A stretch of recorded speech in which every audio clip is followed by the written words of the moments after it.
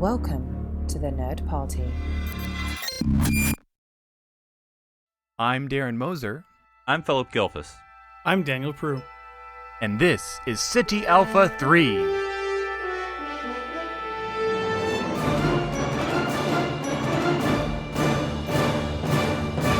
Hello, everyone, and welcome to City Alpha 3, a Star Trek podcast. I am your host, Daniel Prue, and joining me, as always, are my fellow Strandies, Darren Moser and Philip Gilfus. Guys, it is...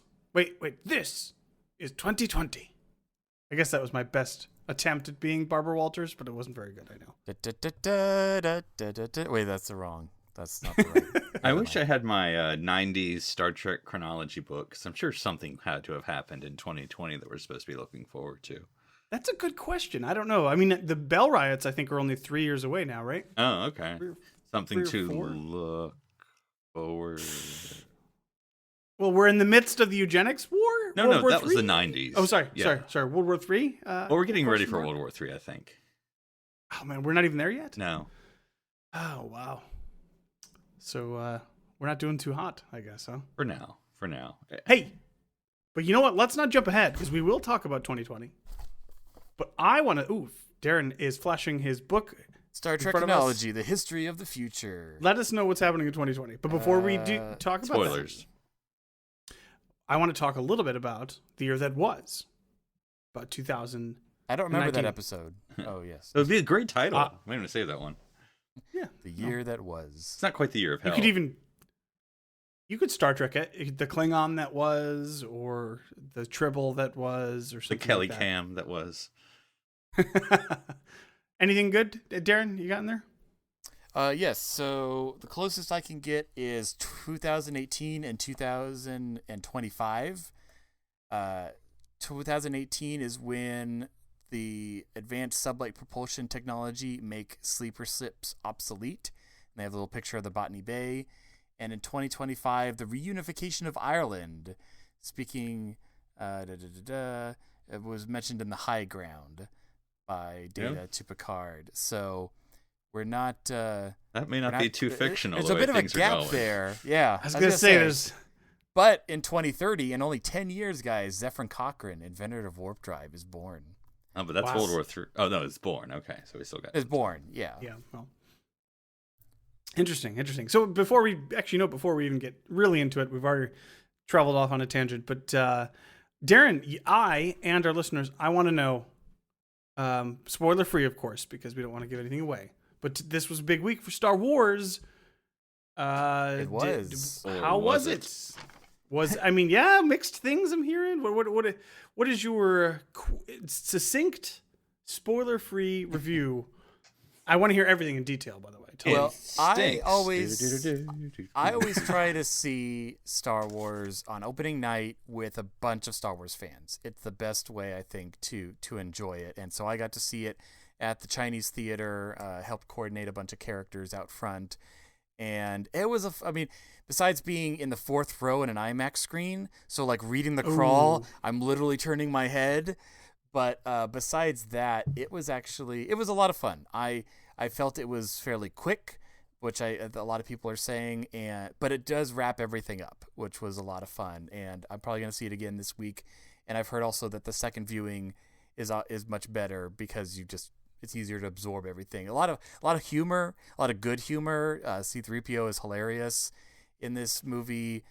You get a lot of cool use of the Force, and it just wraps up a lot of stuff. So I enjoyed it. I think overall the sequel trilogy is not my favorite of the three trilogies, but also this week we had the end of The Mandalorian, which is an amazing show and 10 out of 10 on Darren's scale, so I highly recommend that if you haven't seen Darren, it. I wasn't gonna put your feet to the fire, but you said 10 out of 10 for Mandalorian, and you didn't give a rating for Skywalker, whatever it is. So, what would you give that? I would say I enjoy the fact that you can watch like The Force Awakens and The Rise of Skywalker without having to watch The Last Jedi if you choose. I mean, there's information that are handy to know, but I'd give it a 6.5. You know, okay. it's enjoy. I don't like to rank stuff a ton because it's always subjective and often it's like what Star Trek movie do you want to watch? Well, that's subjective on my mood, or what do I want to enjoy? Do I want to watch action kind of like First Contact, or do I want to do Star Trek 2 and 3 combined, or just pop in the one with the whales and enjoy it. So things like that. I don't like to rank just because I feel a lot of that is subjective on the mood of the moment. But no, overall, I say go watch it. If you enjoy Star Wars, you'll enjoy it. Is it going to have the satisfying ending that Endgame did? No, but they kind of didn't prep for that. So we kind of, again, I fall back on... We didn't have time. Well, I still fall back on the fact that I think we're going to look back, when it's 2030 and we look back on the 20s, we're going to see that this was kind of that beginning time of Disney owning Star Wars, where they were kind of trying to figure it out, and I think they're going to hit their stride, but they haven't hit it yet. And this was right before Disney declared war on America, right? That's right. Well, first they have to Disney absorb Corps. all the other networks, and then we'll see what we get. And then they'll build the camps for us, and then that's when the bell rides happen.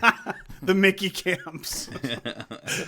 What are they calling them? Sanctuary districts? Something like that? Yes. All right, good Mick stuff. Philip, what about you? Anything going on in your neck of the woods? Sure. So I've decided that my early 2020 resolution will be a rewatch of TOS. So I already started with, I guess the question I'm sure everyone dying to ask is what order? What order?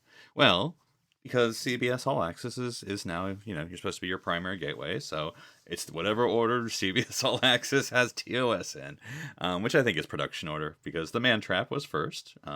And so I watched that the other day. Won't go through the whole thing, but I thought it was interesting because, things that are different, because we all think we know TOS, but, Lieutenant Uhura was at the navigation station because, there's no checkoff yet. So I thought that was interesting at the beginning of the episode. Lieutenant Sulu's still in the botany lab. So, you got the hand puppet, Gertrude.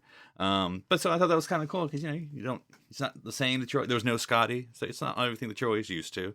So I think that's always helps to come to it with a different eye. So it was different. It was interesting. So I'll be delving into TOS. So for any people who are trying to either rediscover TOS or are TOS fans, just let me know. I'll be slowly but surely going through it.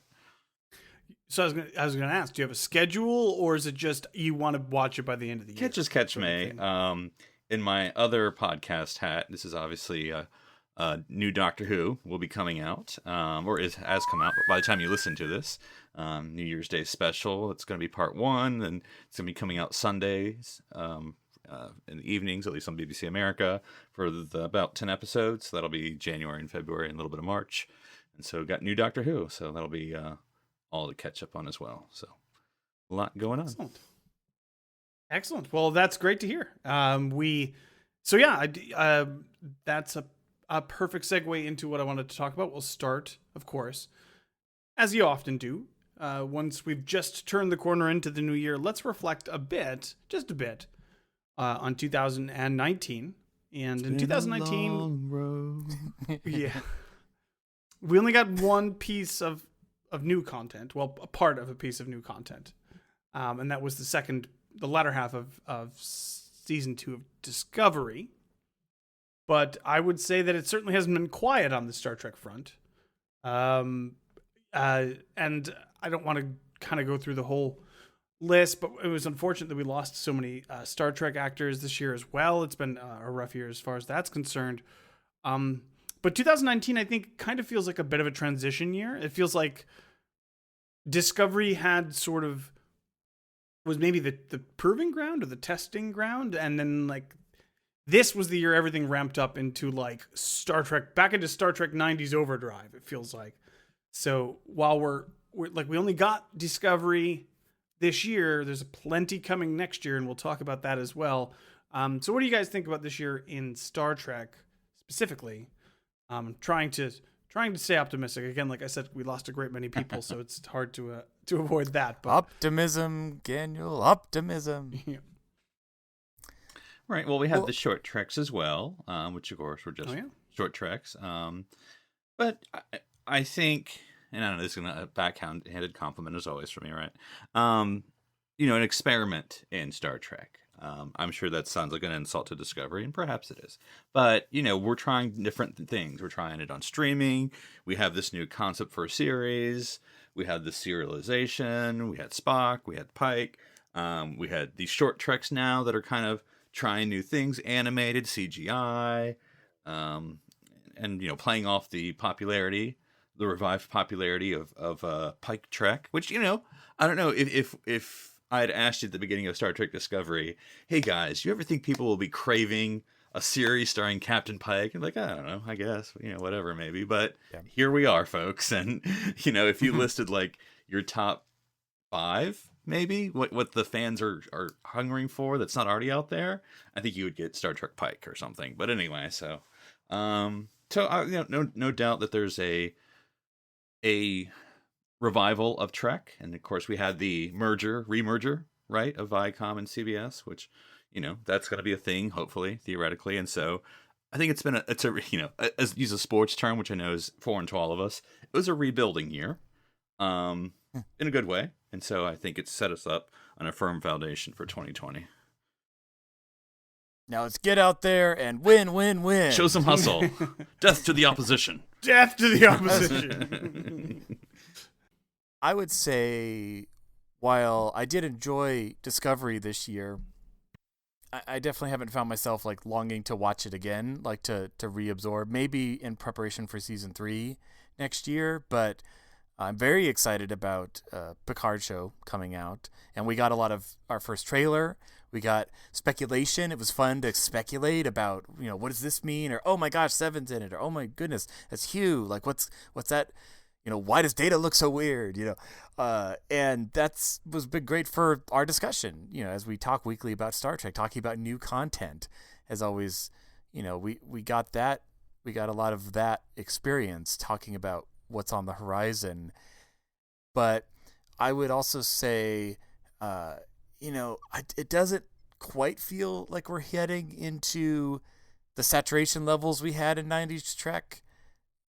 It maybe because it's just there's more shows coming, but back in prime Trek time, like, remember, these were like 22, 24 episode seasons. Like, they were cranking out the content, and now we're getting like a fraction of that. So, I don't know. I think a lot of it, again, is where you were when you watched Star Trek. Like, were you in college? Were you in high school? Were you growing up? Were you in, post school? I still feel that that's really important to how you kind of perceive Trek, and it's been great seeing a lot of people go back and rewatch things. It's hasn't been any more accessible than it is nowadays with streaming services. So, while it's been a fun year with the new stuff we've gotten, I don't know, maybe this feels like the new baseline. Like, we get a show or two, we get some short treks. There's always talk about a new movie on the horizon. But I'm just enjoying the fact that Trek is back. I'm still in that afterglow of like, hey, we have new shows happening. We have things. It's going in an upward trajectory. Will we escape the Earth's gravity and continue on, or will we cycle down to another dark age? Who knows? But the shows seem to be making their money back before they even air, so that's not a bad thing. It's a good a point that you mentioned, Darren, that less episodes, I suppose, but we are getting more shows technically, because we'll have Discovery, Picard, and Lower Decks this year. And if you want to count short treks as sort of its own you combine thing, all 3 of those, Daniel, and that's like equal to 1 season of TNG as far as number of episodes. But I know what you're saying. It's true. There's more variety. Yeah. Just on that topic, by the way, it just came out recently, I think, in an interview. Oh my God, what's his name? The guy who was quote unquote thinking about directing a Star Trek movie. Oh my goodness. Oh, Quentin Tarantino. Tarantino. Yeah. He said in an interview recently that it seems to be chilling a bit. So, not that was ever going to happen, because there's no possible way that on this planet or the next 10 that was ever going to happen.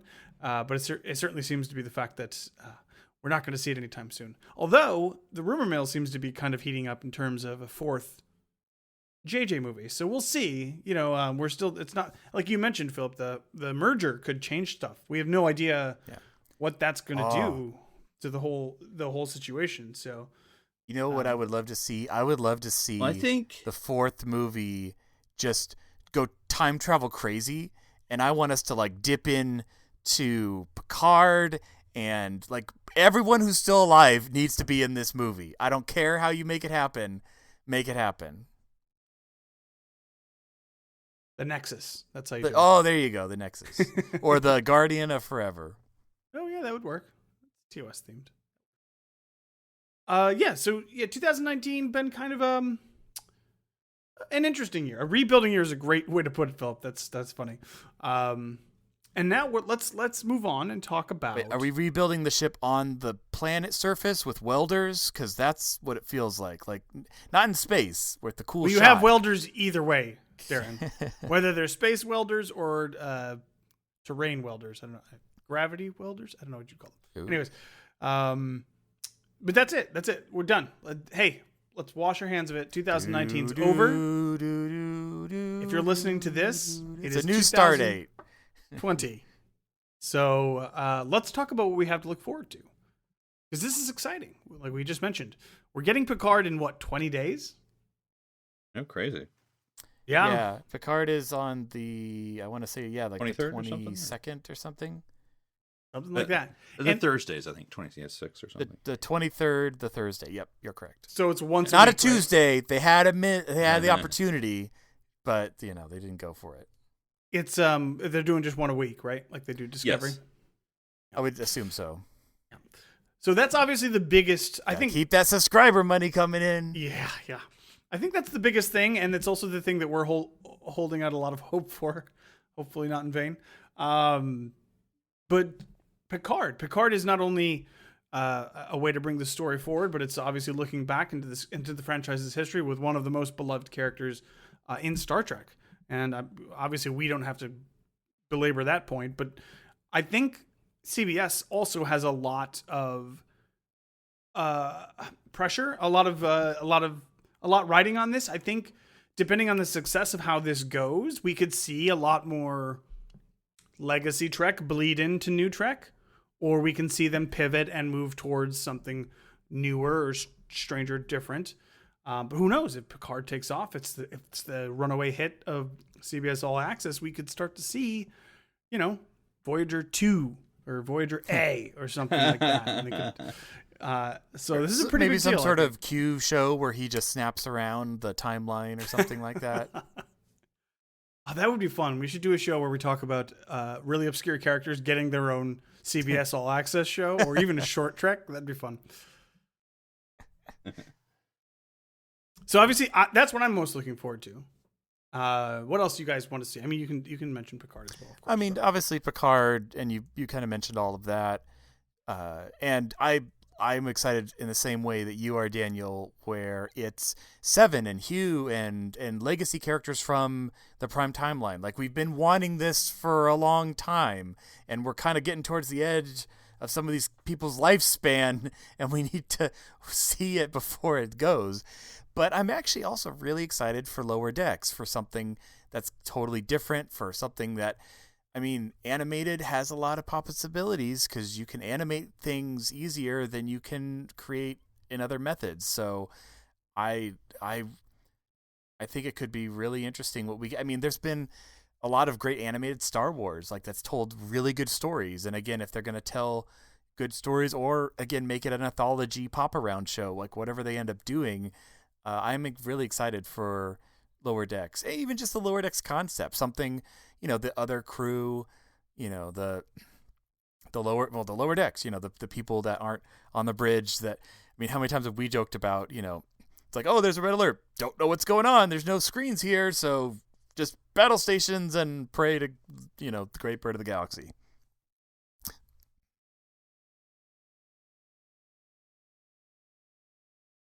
And Philip, what are you looking forward to in 2020? Yeah, I'm interested in seeing how they shape the franchise, because the subtle things of, like, there's no new Star Trek toys in the toy aisle, and I don't know. I'm not a marketer because, in other words, Star Wars, not to be derivative, but Star Wars is for kids. I mean, it's for everyone, but you know what I'm saying. It's for kids, and so you can find Star Wars toys. Whereas Star Trek, both Discovery and not as much as you would think, but yes, like. Well, they have their own aisle, Darren. But yeah, I don't know what store you're in. Have you gone to a Walmart or a Target? No, I have, and they do. I'm not bemoaning your point about Star Trek, but it feels like Disney is throwing its weight behind Frozen 2 way more than it's throwing it behind Star Wars right now. Right. But like, there's no new Star Trek stuff, and maybe it's because Discovery obviously is not a kid show. And then Picard, I don't know what the rating is, but I assume the same will be the same. And so Star Trek is then relegated. Obviously, it does well this way, but it is maybe Lower Decks is the kid show. Yeah, and that's sort of relegated to your, I don't know, online purchases or the StarTrek.com store, and which I know this seems like a weird thing to dwell on, but if Star Trek isn't in the larger zeitgeist through toys and blah blah blah blah, then it's sort of this niche market, which I hate for it to be, but that's what it is, I guess. So I'm just looking forward to seeing how the franchise is handled in the future, as far as I'm still waiting for that Discovery technical manual, Philip. I'm still waiting for it. Exactly. Well, you'll be waiting a while for it. Darren. I know. And I can't imagine Picard is going to have one either.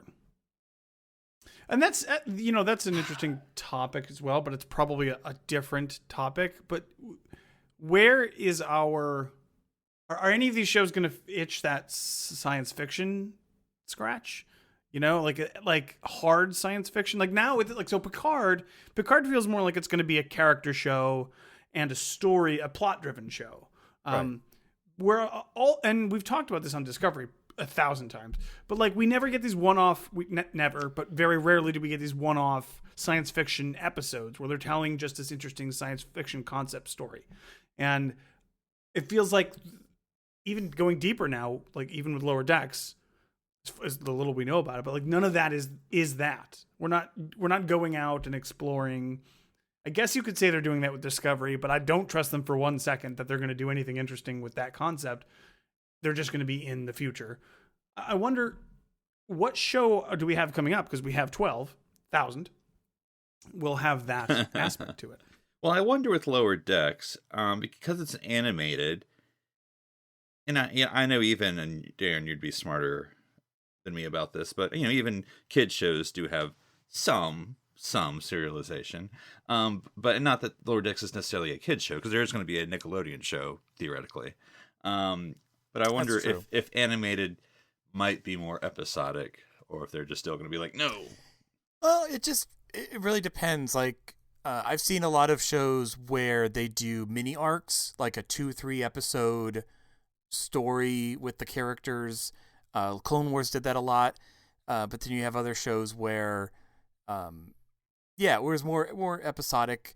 But there's like then you would still have like the season ending episodes where it's more 1 or 2 or 3 serialized, larger story as it wraps up the season. Again, it just depends on how many episodes you get. Because Lower Decks, I don't know how many it's going to have, but a normal modern television show has quite a few episodes nowadays. And I think by its very nature of it being animated. Now, I don't think animated equals kid show, but it does not equal a kid show. Because in other words, I think there's still, if you want it to be an adult show, live action. If you're making it animated, you're almost by nature saying this is going to be a larger general audience, because right. So yeah, I don't see them dropping F-bombs in an animated show, no matter who they're targeting it at. That's an interesting point. Although, to be fair, one of the head writers of the show is somebody that came over from Rick and Morty. Which is exactly that's true. That's more of an adult swim, is what you're saying. That's true. You're right. Yeah. You're right.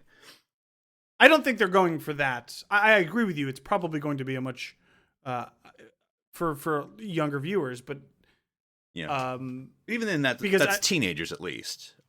Yeah, that's true. Yeah. Well, Rick and Morty. I don't know. I wouldn't. Well, and here's a thought though. Like, who are they targeting? Yeah. Are they trying to target the children of Trekkies who grew up? Are they trying to target like the families that grew up on Trek in the 90s?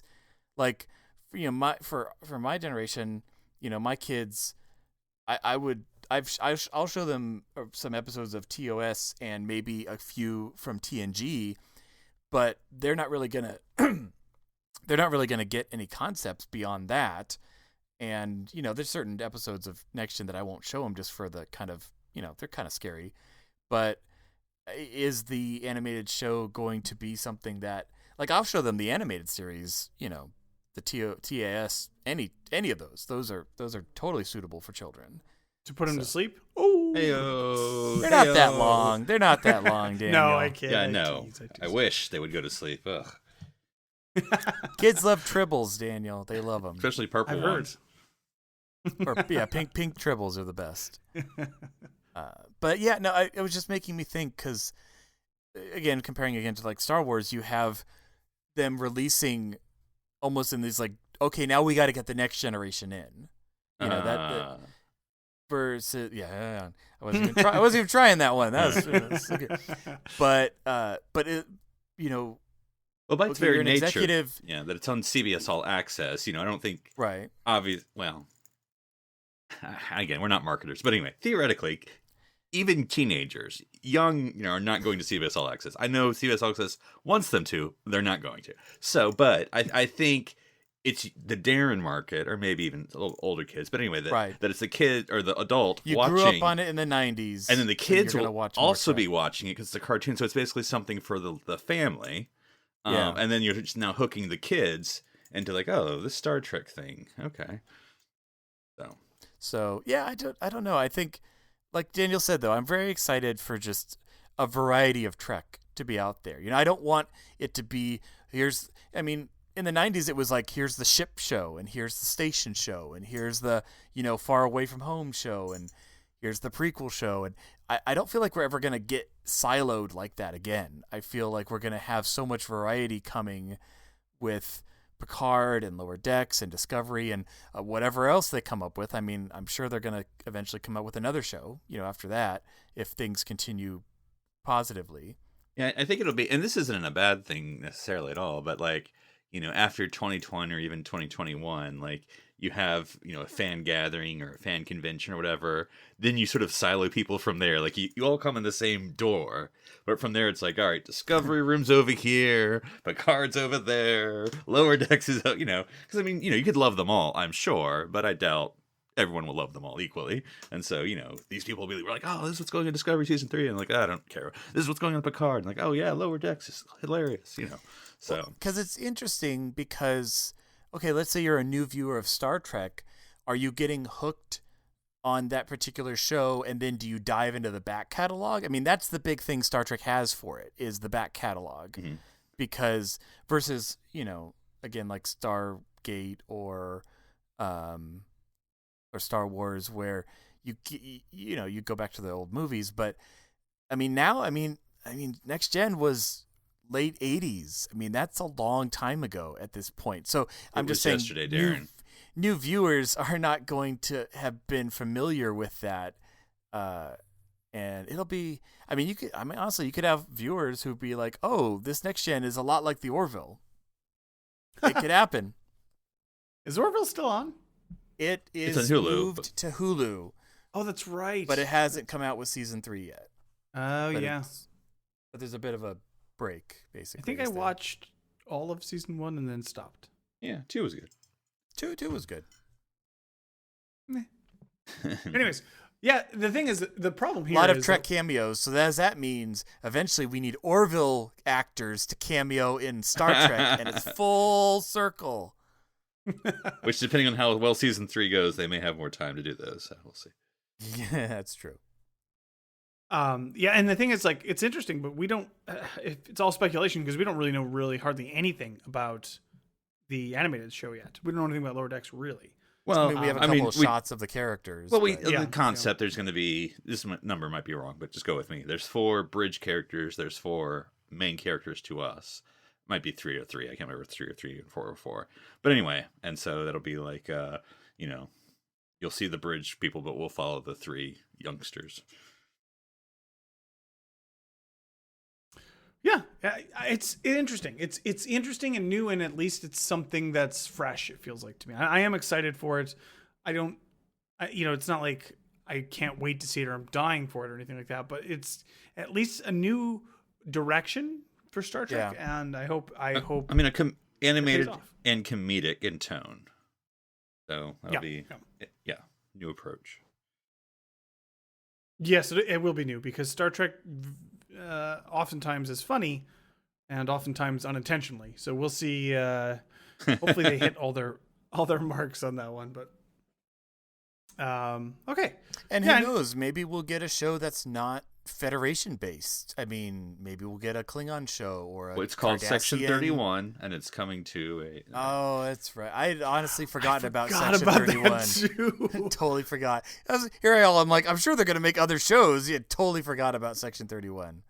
No. I don't think they've come out with anything. I've heard something new, and I can't remember what it was, but I was like, oh yeah, that is still happening, isn't it? Yeah. Has a writer's room. This was as of November 29th, so a month. We found a lease, guys. We found a space. Michelle Yeoh has still yet to be officially greenlit. Which she has now shown up in. No, has she? No, never mind. I think it's someone else. Okay.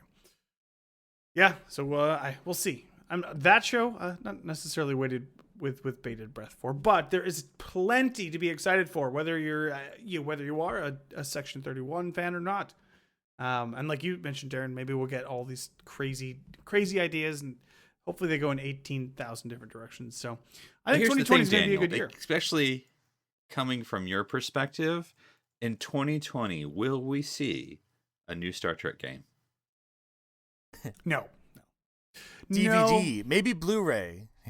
If the CBS Viacom merger goes through, I'm hoping that they finally get their heads on straight with their Star Trek licensing, and we get some good Star Trek stuff, including video games, including Lego Star Trek, which I've been waiting for forever for. I want some good Star Trek licensing. If Picard takes off, who knows? This could be the beginning of a wonderful thing, but we'll see. Anything else to talk about 2020, guys? Because I only that's all I wanted to talk about with that. But looks promising, I'd say. Yeah, I would say, and with the current era, like for instance, when I was thinking about hey, what's your series do I want to rewatch in 2020? I mean, ultimately I went with TOS, but I'm kind of like, I don't want to be that I'm trying to be obstinate about the new era. Like, oh, I'm not watching Discovery, I'm not watching the Kelvin movies. So then it's like, okay, well, what's before that? Enterprise. I'm like, okay, I mean, it's nothing wrong with rewatching Enterprise, but not my favorite. And so now I feel like the further back I retreat, I'm kind of like turning my back. I don't mean to, but it's just like, now all of Legacy Trek does seem really old, as opposed to like the new era, whatever. So the JJ era. So Enterprise is in this weird middle place where it feels both old and new at the same time. Yeah, it's really interesting. Yeah, I think I was trying to decide that as well, Philip, where it's like part of me wants to do a DS9 rewatch, but then a part of me is like, that's a lot of episodes. Maybe I'll jump into like honestly, it's been more fun when we've had homework for this show where it's like, oh, hey, watch these 2 episodes or watch these 3. And then I do, and it's like, oh, I really, I enjoyed those, So maybe more of that, maybe more mini marathons, not a complete watch through. But we'll do our Harry Mudd episode where you have to watch the 2 TOS and the 2 Discovery. No, that is not what I mean. That is an interesting point, though, because Darren, you just mentioned bringing in elements from the old Star Trek as well, character here or there, and that could lead to that sort of thing where, hey, they're in Picard, we're gonna like Hugh. He was a perfect example. Right. We could watch the 3 Hugh episodes. And that's a kind of a cool way to get back into the back catalog. That's why they do it, of course. But it's a cool way to get into the back catalog. Plus, get ready for the new stuff. So I've already seen some articles floating around that are like, kind of like what we talked about, where it's like, hey, things you need to, your Picard primer, what you need to watch before the new Picard show airs. And it's like, of course they're gonna do those types of articles. But yeah, I mean, we could get to chapter 2 of Picard and it's like, oh my gosh, now we totally need to rewatch Fistful of Datas or something like that. So or the Sherlock Holmes mysteries. I'm hoping that Picard when it opens, it starts with previously on Star Trek, and then it just does some establishing clips of Picard, and then just. No, but it's like previously on Star Trek, but it's all next gen footage. Yeah, like that's what I'm saying. Previously, that's what I'm saying. Way so it shows all these back establishing when. clips, and then it just black screen, and then just That's opens funny. up on. That would be awesome. That would get me going for sure. And now the conclusion. See, that would be cool. That could just theoretically the conclusion of the Picard story. Now for however many seasons, but Even if they did like a 5-minute stinger before the actual show starts, where it's literally just clips Yeah, of this that's of the true. old stuff. That's a perfect advertisement for TNG, as Yeah. well as to draw new people in to be like, hey, okay, this is the. I mean, obviously, they're 99.9% of people will be aware that the character exists, but at least they could be like, okay, this is where he came from, sort of thing, and they can check it out if they want to later on CBS All Access. I want it to be a No, We're already not a bad paying idea. I want it to be a 21st century version of, I don't even know what they called the episode, but the episode they did before All Good Things with Commander Riker, or with Jonathan Frakes, sort of like showcasing Star Trek. And so it should just be like the 21st version of, hi, I'm Jonathan Frakes. Let me tell you a little bit about Star Trek, Or or what was that meme nowadays where it's like, maybe they, like their kid comes out and it's like, hi, this is my mom, this is my dad. When they met, it was crazy times. They had me. It was a long story, and it's just like all this crazy flashbacks of.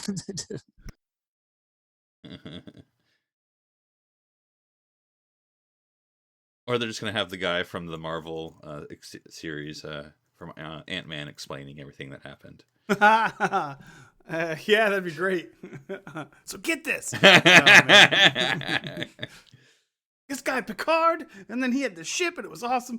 Yeah, that'd be Wait, funny. so you're talking about like Lewis from? Yeah. Oh, jeez. From Ant-Man, yeah. Yes, Oh, Lewis, yes. jeez. With those great cutaways, those were fantastic. So Hey, dude, he got the ship and it separated, totally separated, and then it came together, and he went over here, and then he became a Borg, and then they brought him back, and then Jonathan Frakes said, and then he said fire, and then but it didn't kill him, and then it came back, and And like way across, there was this other ship, Voyager, with this girl named Seven. Well, her real name was Annika. yeah, she was really, really, really, really, really far, like so far away. You wouldn't even believe how far away she was, and then she came back, and then Then Romulus blew up. It was in the other universe. Actually, it was our universe, but it was in the other universe that we saw. It was our universe. and then Spock was here, but then he left, and then he went back in time, but then he came through the wormhole first, and so he was the first, and then the Klingons got there, and then Romulus blew up. It blew up so big, and then Picard, something happened. I don't know what happened, but then he took his badge, he put it down, and he said, "The line is drawn here now." And oh man, now It was just, all like boom, boom, boom, like a Tarantino movie. But that's never mind that. that'll never happen. We're not doing that. We're not He's doing all that. meta. That would be awesome. Kind of the only way you could put succinctly enough that people would kind of still follow the concepts. Oh man, that'd be great. Well, we'll see. We'll see what we see in a few weeks, and believe you me, listeners, you will get sick of us talking Picard because we will be talking Picard for forever. And of course, Lower Decks when that comes out as well. 2020 is going to be a good year for Star Trek fans, I hope. A stellar year. Stellar, I get it. But I wanted to talk briefly about another subject. And a few weeks ago, we talked about Betazoid culture in a series that I tentatively am calling "How the Heck Does This Even Work?" And I don't think we really answered that question fully on that one, and I don't think we ever will when we talk about these subjects. But I wanted to do this again, and I know I only have a few minutes here after talking about the 2019-2020 years here. But I wanted to talk about the Bynars, and I want to know how the heck do the Bynars work? So let's talk about this. This society. We just did. Philip and I just had a whole conversation about it. Oh, sorry, guys. Sorry. So I want to know how this society works. Well, they have a big computer on their. What do we know? Like they have a big computer on their planet. They need it, and they all go around in pairs. Are they? Do they have male and female? I don't even know. They talk about One that, I'm assumes pretty not. sure. Zeros and ones. Yeah. Which again, just because there's two characters in binary does not mean there's a lot of things about So when they show up to parties, people say, "Are you the 0 or are you the 1?" Well, which is rude, by the way. It's totally rude. No, I'm not saying they should say that. You but I'm don't just saying, assume yeah. someone's a 0, just based on Then someone's watching Hercules, 0 and a hero. No, I'm just kidding. Yeah, no, it's one of those alien species that like it's kind of hard for us to wrap our heads around because it's so foreign. But it also feels like one of those alien species that's lazily slopped together because it doesn't really make any sort of sense to me. It's like somebody heard what binary was and got the very basic version of it. And then they said, "Oh, cool." They got the Schoolhouse Rock version, and then they What if 0 was episode title? Great episode title. And 1 was a person, and they had to be together. Binary, by the way, is a terrible way to communicate audibly. You would not want to do that because it would just. There's a lot of problems I have with the Bynars, guys. I'm sorry. They're cool, purple little alien dudes, I guess. But what? How do they work? How does their society work? Any idea? I get the feeling like recently, so I get the feeling that the computer. Well, what was that TOS episode where the computer made like a lot of their decisions for them? And the war one. It's like Yolanda or something. Where they maybe I'm confusing it. It's a bunch of episodes. Is it Private Little War or is it? I can't remember. But no, not the one where like it says who dies in the war. Oh, okay. But there was one where I think it was where they were on an asteroid and it was. Oh, I know what you're talking about. Yolanda, for the world is hollow, and I have touched the sky. And basically, it like just they didn't really have to think about anything because they just did what the computer said. So I'm thinking maybe that's the missing piece. The computer on Bynars is a big part of the society because it's not only how they communicate, but think about it. Like you could have Bynars being born or grown or cloned or probably, and then but we already know that these two are going to be a pair and they're going to do this with their life. Like that's all planned out. Like that's a program. Like that makes the most sense. Are they like JV Borg? Is that what it is? I was just thinking that they do have a lot of similarities with the Borg in terms of like their home planet is the home base and that's like makes all the decisions for them. They're kind of all similar in that way. I don't know. Yeah, I could see them being like. Well, in other words, it's not a natural evolution because you can't. And so they had to have been an organic species, fully organic species that embraced the technological for some reason. They're now dependent on. Fully, because if the computer goes down, they, fall into formation like a cheerleading squad. And so, but then I'm trying because I haven't seen the episode in a while, so I apologize. But so it's odd that the computer on their planet can work from that distance. I mean, they may have great routers, is what I'm saying. Because, they were trying to save the computer, and once it went down, they went down. But, yeah. Yeah, I don't know. I mean, again, this is, to be fair, we may be, I specifically may be a little critical of this because we only get one episode where we actually I think maybe they mentioned Bynars in one other episode, possibly. Like Discovery Season 3, here's your opportunity. Yeah, I don't know about that, but it's just such a weird concept. Like, okay, I get the moving past natural evolution and pushing into like a technological evolution. That's kind of a cool concept. Their industrial revolution makes ours look like crap. Communicating in binary I would think be tremendously incredibly inefficient in terms of computers, but I guess I wouldn't specifically know if you're biological creatures. But okay. I mean, because they could just talk. That's true. Again, like the Borg communicate, but I don't ever get the feeling they communicate in binary. Not in binary. They can still transmit concepts and thoughts at the same speed, but instead of one character at a time, well, actually, one character per every 8 character that they communicate. That's the point with binary. It's like it's not even it doesn't work as a language like that you would use to communicate with another being. But anyways, that's not important. And It's just this weird thing. It works well for the episode, I would say.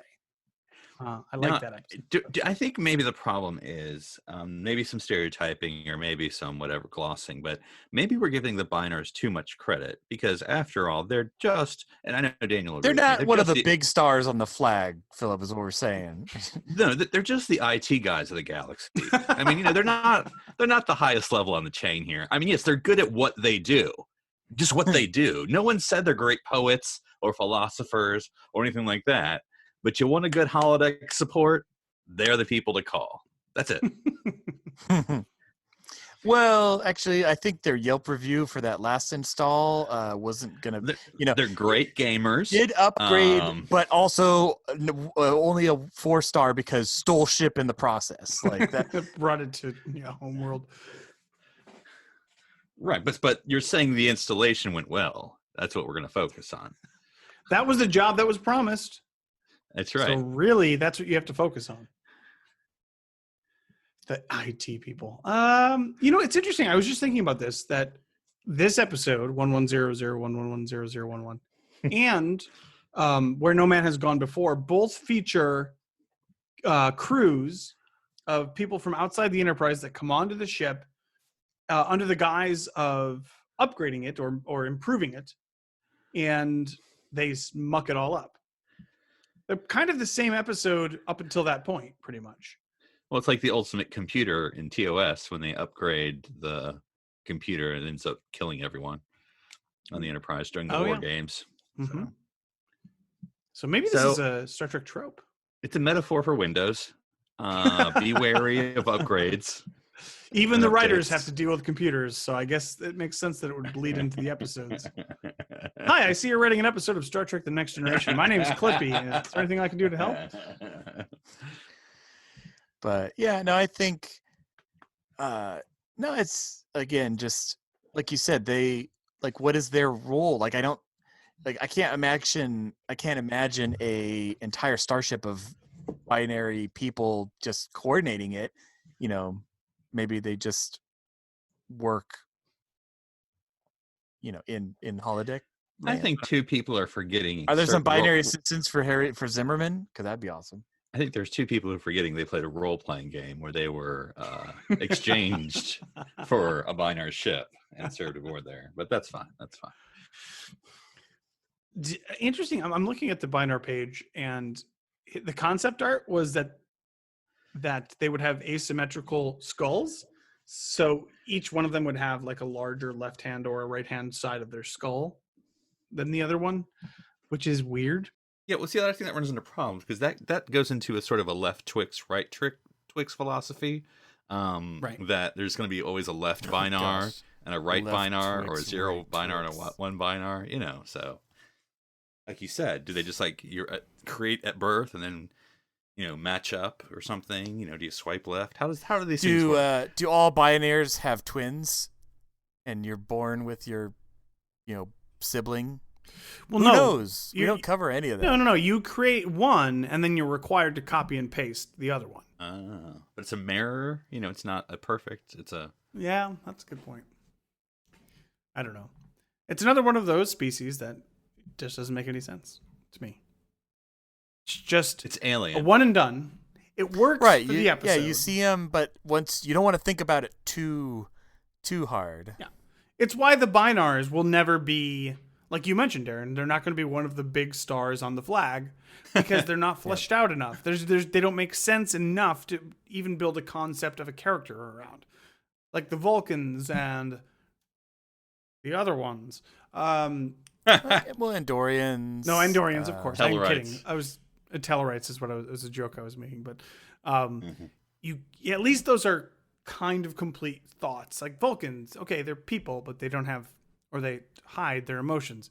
Okay, that's an idea, and then we get more into Andorians later, of course, and stuff like that. But this doesn't even feel like a full concept to build anyone around. If we revisited Bynar in Picard, episode 7, what the heck would they do with it? I mean, there's nowhere to go. Yeah, that's true. I mean, yeah, I agree with you. Like, if they're going to visit another planet that we already know of, probably not Bynars. I don't think that would be it. And you would think that Go ahead. Is it a twin planet? It should be. Like right? Romulus and It's Remus? gotta be. With twin suns. It's a binary planet, binary system. It's gotta be. It's gotta be. Although we visit it, and I don't remember seeing a twin planet, but... That's a good point. We do actually go there. Oh, I don't know. Anyways, that's neither here nor there. It's probably more time than anybody spent on the Bynars in the history of Star Trek. But I just thought that was interesting. So, but I think that's it. I think that's it for today, guys. Darren, if people want to get a hold of you, where would they find you? They can find me on my website, drsci-fi.com, DRSCIFI, or on TikTok, Twitch, or Instagram. Oh, TikTok. Whoa, you're getting in with the kids, huh? I'm what, the TikTok over 30 crowd? What is it? But no, it's fun. I'm planning on. I was trying to decide what to do there, and I think what I'm gonna do is, because it's obviously more of a video platform than Instagram. I mean, Instagram has, video, but it's not quite the same. I'm planning on using it to kind of just document the mechanics and the design process of the things I make, so like K2SO and things like that, and just make little videos so that if people want to see, like, oh, this is how I built this part, or this is how I thought about this, and just kind of go from there. Just make some good content and have fun along the way. Excellent. And real quick, speaking of Darren, K2SO, I know that Santa visited you over Christmas, and you got. I did. I got Jedi Fallen Order. And have you sliced any K2SOs in half yet, or not yet? I'm only on like the second planet, so I'm going through. But I know it's coming, so I'm looking forward to it. Some people already told me, oh, once you play this game, you won't enjoy K2SO anymore. I'm like, never. I'll always enjoy K2SO. But yes, I've heard they're very creepy and they have a long reach and they hurt you a lot. But that it's gonna be more fun. I'm just gonna keep pausing my game, going into the photo mode, zooming around. Like, Darren, just play the game. No, I gotta look at this. This looks great. So, and I'll give him some new lines because he's only got so many lines nowadays. So. Oh, nice. Okay, cool. And Philip, if people wanted to talk to you about what was better, 0 or 1, how would they find you? I remember those commercials from the 90s or 2000s. Nice. They can find me on Twitter at NC Public Servant, and they can listen to me and my wife talk Doctor Who on Time and Space. And what is your time and space TikTok, Philip? I think that's a clock joke.